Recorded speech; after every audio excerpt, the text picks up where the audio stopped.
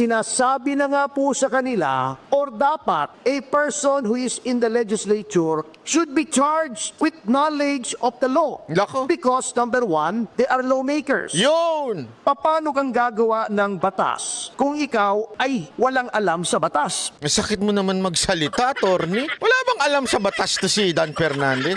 Hindi kasi tama naman sinasabi niya, di ba? Ang linaw nung sinasabi na pwede kang magsabi ng na ayaw mo magsalita dahil baka ma-incriminate ka sa sasabihin mo. Meron kang karapatan. Yan po'y karapatan mo. At yan ay provided ng batas. And yet, this congressman, particularly si Dan Fernandez, hindi alam yan.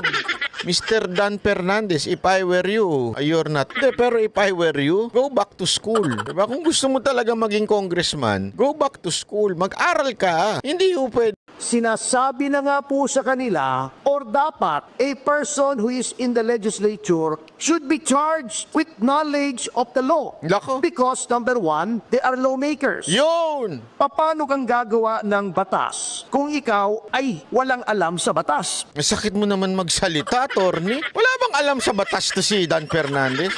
Hindi kasi tama naman sinasabi niya, di ba? Ang linaw nung sinasabi na pwede kang magsabi ng na ayaw mo magsalita dahil baka ma-incriminate ka sa sasabihin mo. Meron kang karapatan. Yan po'y karapatan mo. At yan ay provided ng batas. And yet, this congressman, particularly si Dan Fernandez, hindi alam yan.